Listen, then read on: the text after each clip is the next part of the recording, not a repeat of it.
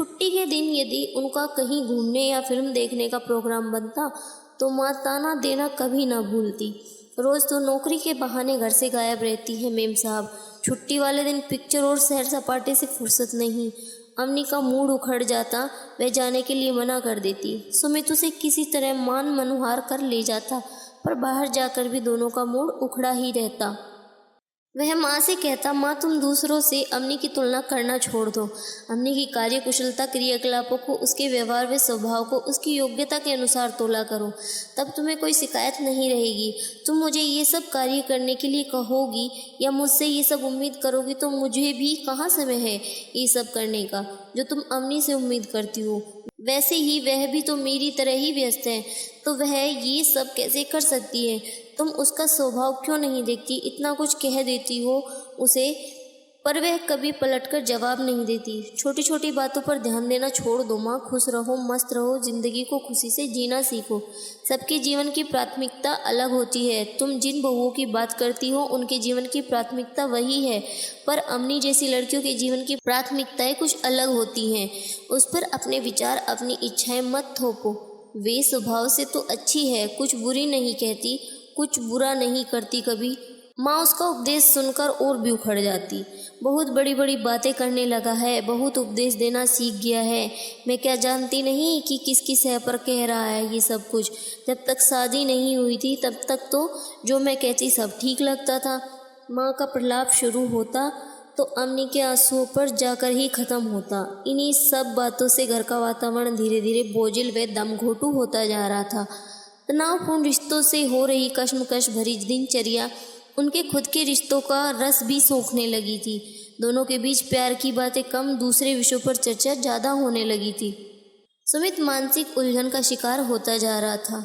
माँ किसी भी तरह से अपने स्वभाव से बाज नहीं आती थी और अम्मी जब तक उस पर अपनी भड़ास निकाल देती। अक्सर चुप रहने वाली अम्मी अब उससे कभी कभी प्रतिवाद करने लगी थी, तर्क करने लगी थी और एक दिन उसकी सहन शक्ति जवाब दे गई। यह रोज रोज की चकचक मुझसे बर्दाश्त नहीं होती सुमित। ऑफिस से थक कर आओ, घर में आकर ये सब सुनो। किचन में माँ की मदद के लिए जाना चाहती हूँ तो उनके रुख से भी डर लगता है। मैं भी कब तक चुप रहूं?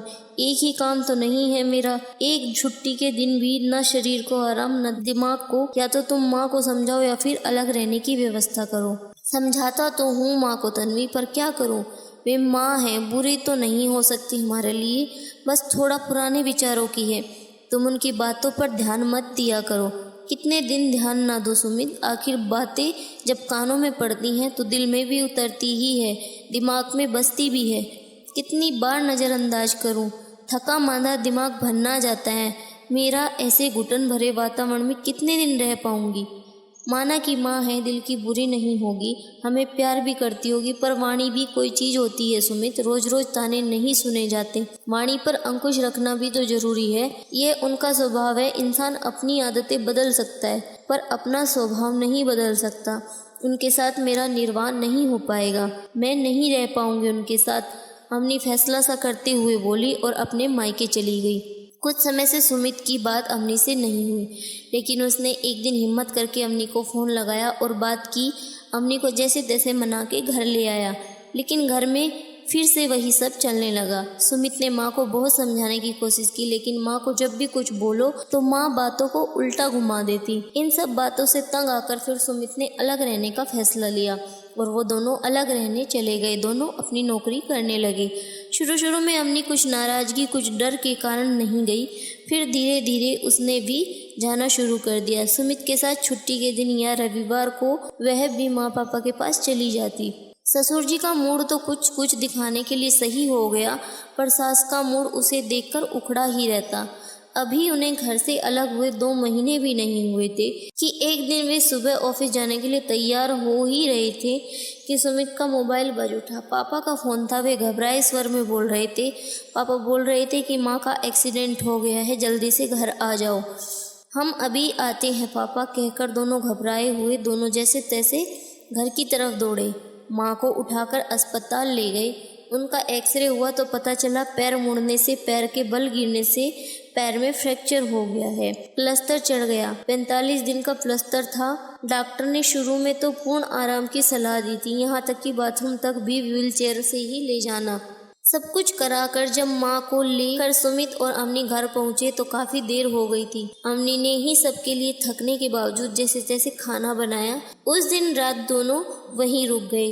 रात को दोनों सोच में पड़ गए। अब पिता के बस का नहीं था माँ की देखभाल करना। मैं तो एकदम से छुट्टी भी नहीं ले सकता। कल से रिव्यू है, दिल्ली से बॉस लोग आ रहे हैं। अगले कुछ दिन में बहुत व्यस्त रहूंगा। इतने दिन से तैयारी कर रहा था, सुमित लाचारी और उलझन में बोला। अम्नी ने फिर 15 दिन की छुट्टी ऑफिस से ली और माँ की देखभाल की। 15 दिन बाद अम्नी ऑफिस चली गई और सुमित ने छुट्टियाँ ले ली। सुमित की छुट्टियाँ खत्म हुई तो एक हफ्ते के लिए दीदी माँ की देखभाल के लिए आ गई और फिर माँ को अपनी गलती का एहसास हुआ और माँ ने अम्नी को गले लगाया और बोली, मुझे माफ़ कर देना बेटी, मैंने तुम्हारे साथ बहुत गलत किया। फिर अम्नी ने कहा, नहीं माँ, आपको माफ़ी मांगने की कोई ज़रूरत नहीं है, गलती तो सबसे हो जाती है, जो हो गया उसे भूल जाओ। और अम्नी और उसका परिवार खुशी से रहने लगे। तो दोस्तों, आपको हमारी वीडियो कैसी लगी? अगर आपको वीडियो पसंद आई है तो वीडियो को लाइक और शेयर ज़रूर करें।